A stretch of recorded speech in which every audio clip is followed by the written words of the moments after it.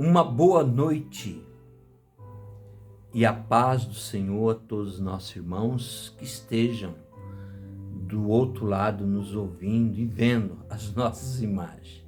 Amém? Antes de mais nada, quero aqui me apresentar. Eu sou o pastor Adilson Teles. Estou aqui para poder falar um pouco aos nossos irmãos, tanto no Google Meet, que é ao vivo, e também pelo YouTube, que é gravado. Amém? Mas não se esqueça de dar o seu like e se inscrever e também compartilhar esta mensagem. Vamos falar um pouco aqui do trabalho de Deus. Como Paulo fazia quando ele se dirigia àqueles homens, aqueles missionários, aqueles o qual ele os comandava. E aqui nós vamos observar que ele faz uma recomendação particular a Tito, né? Uma saudação. Amém? Mas eu gostaria de dizer uma coisa, irmãos. Estava aqui a gente em oração, que é uma coisa que a gente faz todos os dias. Sempre depois da oração eu falo um pouco com os irmãos. A gente ministra uma palavra. E orando, eu senti que os homens hoje estão assim meio que despreocupados, achando que nada mais vai acontecer, que nada mais vai acontecer nessa terra, que do jeito que está vai ficar e pronto, e acabou. Mas eu te digo uma coisa, irmão, nesta noite, eu quero dizer uma coisa nesta noite. Deus está no controle. E quando a gente vê Paulo falando a Tito, em sinal de alerta, em sinal de recomendação e de saudações, a gente vê também para nós, para o nosso momento. Nesse século 21, nesse início do ano de 2023, onde as pessoas já perderam a esperança, muitos aqueles que falavam, acontecia, pedia, clamava, a gente sente que as pessoas estão perdendo a esperança. Mas eu quero te dizer uma coisa. Será que Deus perdeu a esperança? Deus realmente é Deus. Deus criou todas as coisas. Se as coisas estão acontecendo do jeito que está acontecendo, é a permissão de Deus. Então a gente não pode julgar esse ou aquele, esse ou aquela pessoa. Ah, as coisas estão assim por causa disso. Ah, está assado por causa... Não. Vamos entender o plano de Deus. Vamos entender a providência de Deus. Deus tem um projeto.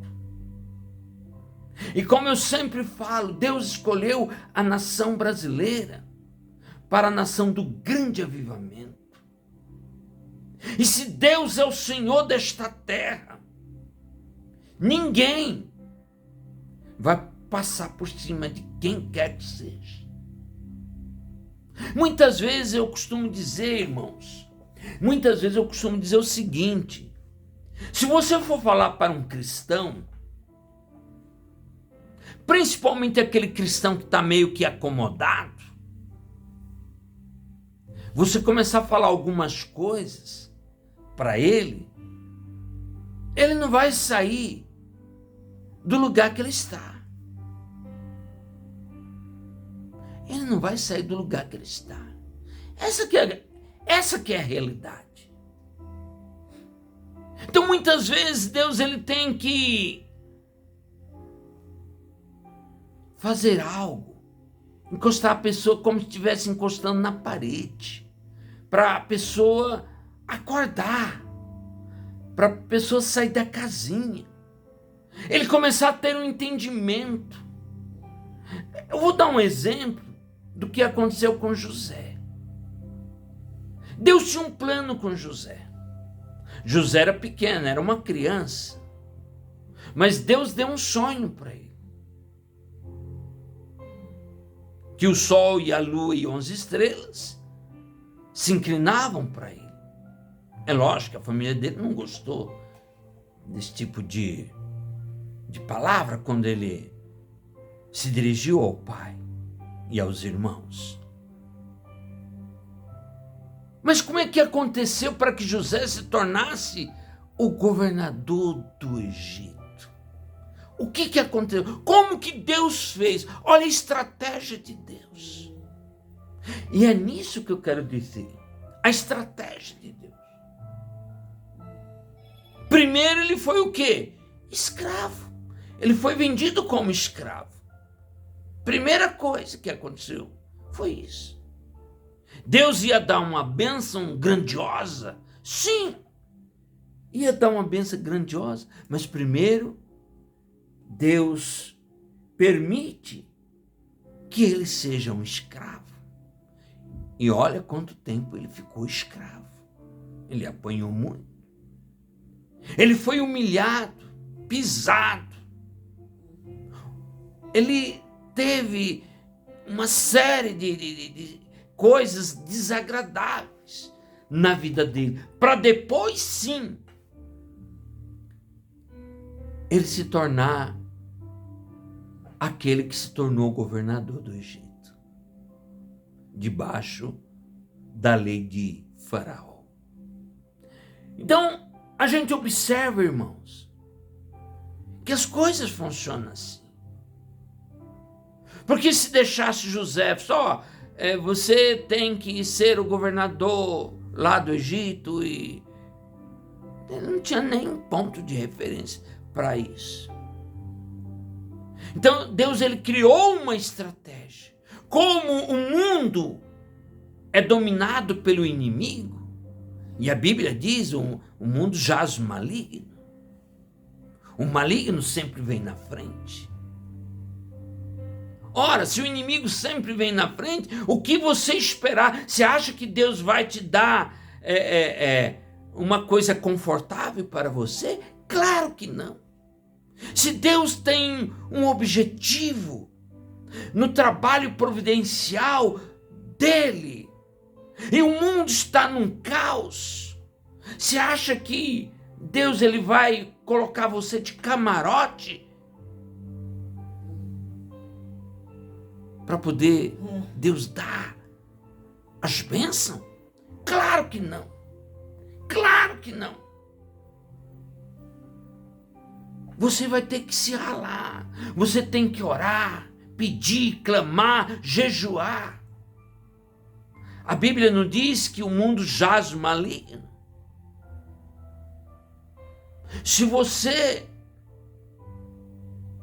não orar, se você não pedir, se você não clamar, qual é a legalidade para que você se torne alguma coisa perante a face do Senhor, Deus Todo-Poderoso? Qual?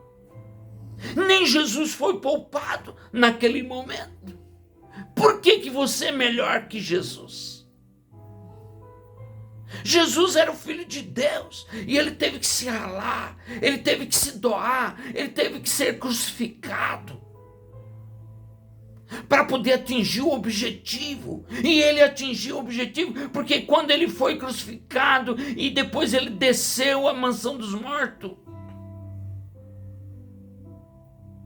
ele pôde dar salvação para as pessoas. Que no terceiro dia ele ressuscitou. Ele tomou a chave da vida e da morte, a chave do inferno. Mas primeiro ele pagou o preço. Todos pagam preço. Portanto, nós não somos melhor do que ninguém. Paulo pagou o preço.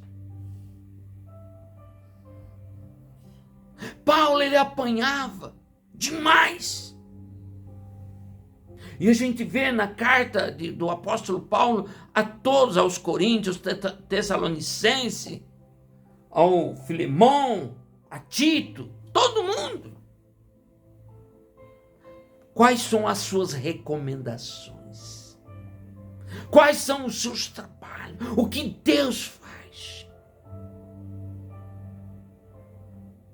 Deus muitas vezes tem que permitir que o homem passe pelo fundo do buraco, fundo do inferno. Jesus foi lá no fundo do inferno, irmão, para depois ele ter a legalidade de poder salvar você e eu.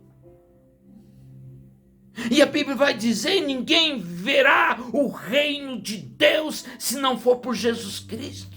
Não adianta você colocar A, B, C, não adianta, é Jesus, acabou. Jesus, ele deu a sua vida.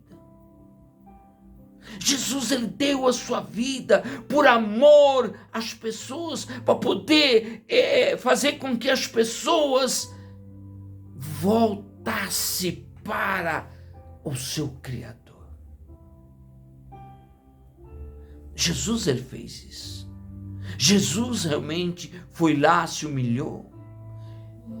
Você acha que Jesus, com todo o poder que ele tinha, não podia ter feito diferente? Ele não podia, ele mesmo falou: eu poderia colocar aqui uma legião de anjos.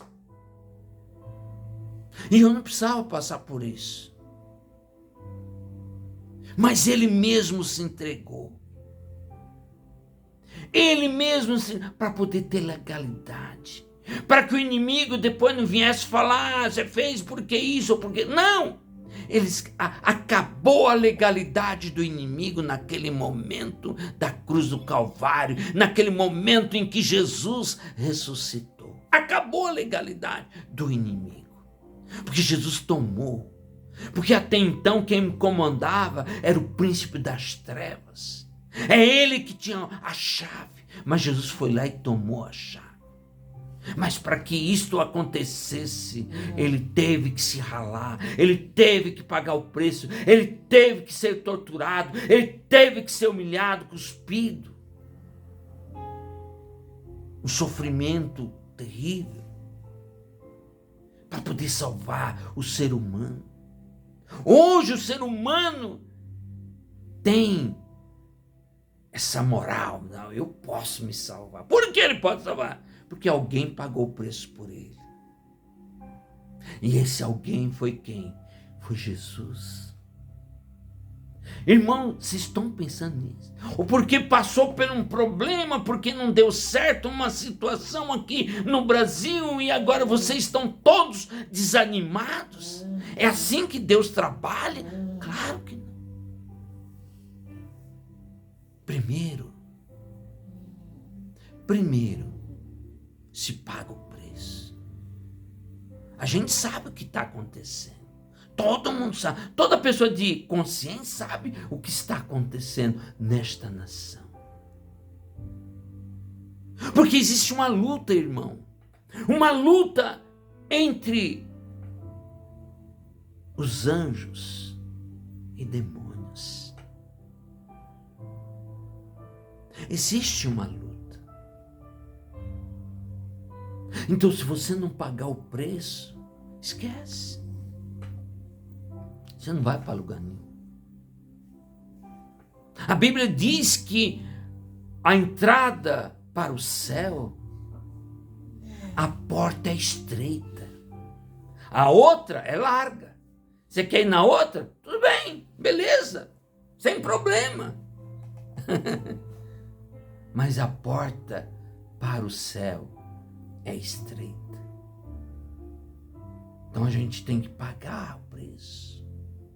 Até na última hora ali, Jesus estava orando, pedindo: Pai, se possível, afaste de mim esse cálice, mas se não, que seja a tua vontade. E ele realmente teve que pagar. Ele era o Filho de Deus. Você sabe quanto tempo de preparação para a vinda de Jesus? Mais de 2000 anos de preparação. E no fim, ele morreu na cruz. Por quê? Porque ele falhou? Não. Os homens falharam. Os homens não se uniram a ele. Jesus, o próprio Jesus ainda diz assim: ele veio para os seus e os seus não os receberam. O próprio Jesus falou. Por isso que a batalha é difícil, é complicada. Se Jesus pudesse ter feito, se as pessoas tivessem unido completamente a Jesus naquela época, você acha que o pessoal ainda estava cantando de galo nesses últimos 2000 anos? Claro que não. Mas como não foi possível, ele pagou o preço.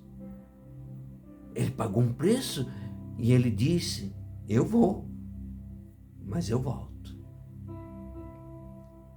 Aí o que ele fez? Ele se entregou. Ele não foi levado como uma pessoa que falhou no trabalho. Não. Ele mesmo se entregou. Quem é Jesus? Lá naquela madrugada. Quem é Jesus? Sou eu. É a mim que me procura. Estou aqui. Está aqui. Pode me levar. Ele se entregou. Porque ele sabia que todas as condições foram tiradas dele. Principalmente quando estava ali na última hora, na hora da oração. Na terceira vez, quando ele diz assim, para aqueles 3 discípulos, ele diz assim: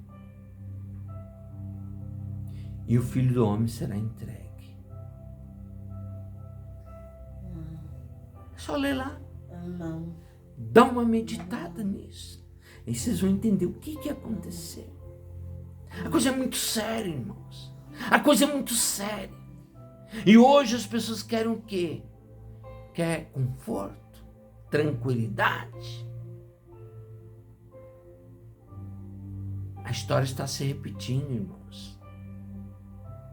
A história está se repetindo. E muitos que até professam o nome de Jesus Cristo, muitos não entendem toda essa engrenagem. Não conseguem entender.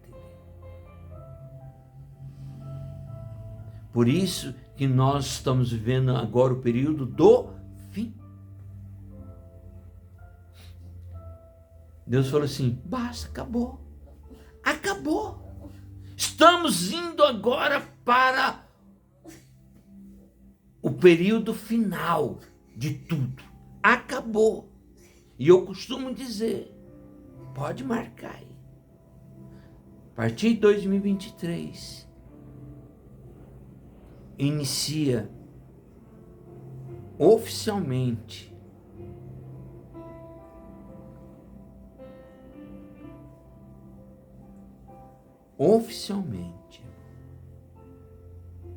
a última semana de Daniel.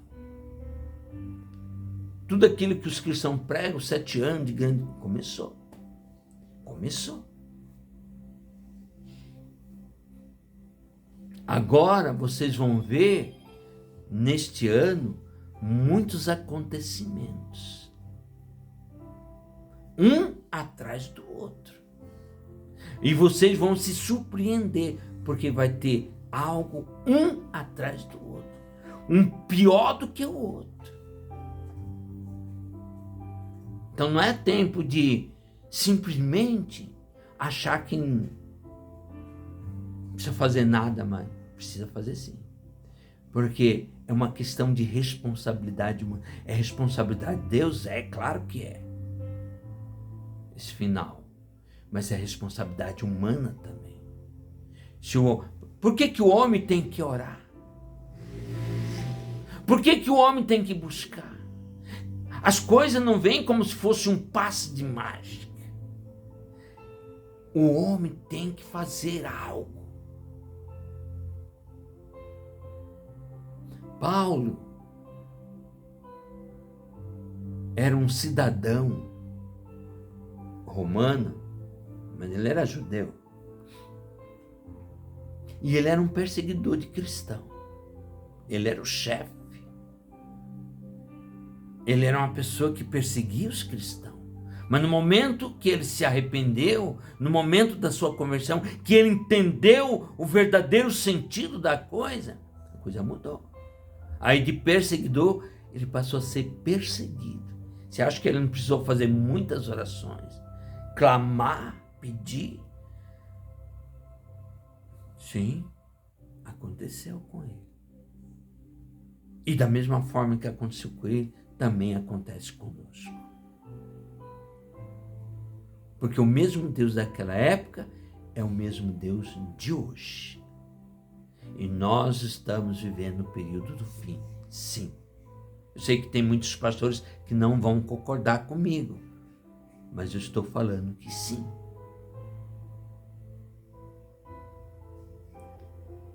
Ok?